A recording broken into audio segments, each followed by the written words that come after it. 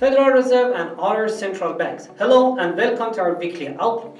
Everything will be about the major central banks and recovery fate. In the week ahead, Federal Reserve, SNB and BOG will meet while RBA release its meeting minutes. This week, we'll start with the Dragon Festival holiday in China, while Monday, Australian also will take rest as it's the Queen's birthday. Next days, we have to wait for fundamental economic data as well. So let's take a look at the most important events of the week. Number 1. RBA meeting minutes on Tuesday. Reserve Bank of Australia will publish its May meeting minutes on Tuesday, and as RBA is one of the leading central banks in the tapering policy, this meeting minutes will spark some light on RBA's following actions.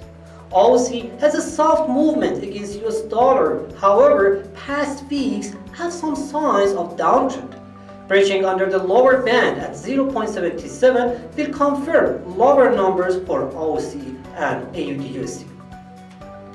Number 2. UK and its essential numbers.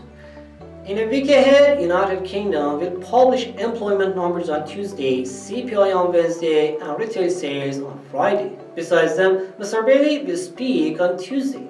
April GDP numbers in the UK shows a strong signal of economic rebound with a 2.3% monthly raise.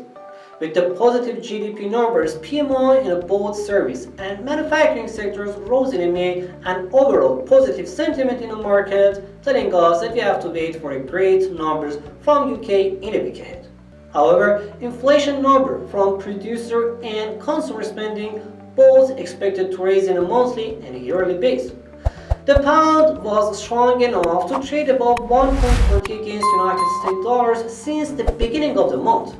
Positive desired data must support the trend, and even if the strong dollar can correct it a bit, it is still trading higher in a longer time frames. Number 3. Fed and Wednesday. A 2-day policy meeting of Federal Reserve will finish on Wednesday, and we will know if FOMC members will react against the background of the market concerns over the inflation fears or not. This week, central question is, can market push the Federal Reserve to start tapering its stimulus sooner than expected or not? Even though Fed repeatedly said that the higher inflation is not there to stay for long term, market participants still cannot buy it. After all, most of analysts are not expecting the Fed to begin discussing scaling back its asset purchasing program before its annual conference in Jackson Hole in late August. Number 4. China, where we have to check it carefully. Wednesday, the world's largest factory will tell us how the May industrial production and retail sales have been growing. As domestic demand in the country is struggling, we are expecting both numbers to ease a bit. However, if we get giving 18.3% the strong growth in the first quarter, we are still expecting more than 8% increase in this year for the Chinese economy.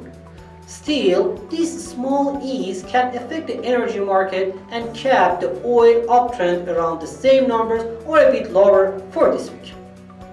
And finally, number 5. BOG will end the week. The Bank of Japan will hold its monetary policy meeting and interest rate decision on Friday. There is no fear of higher inflation, and market still feels the need of the government's help and the dovish policies. So we are not expecting any changes in the rate levels and the pandemic relief program.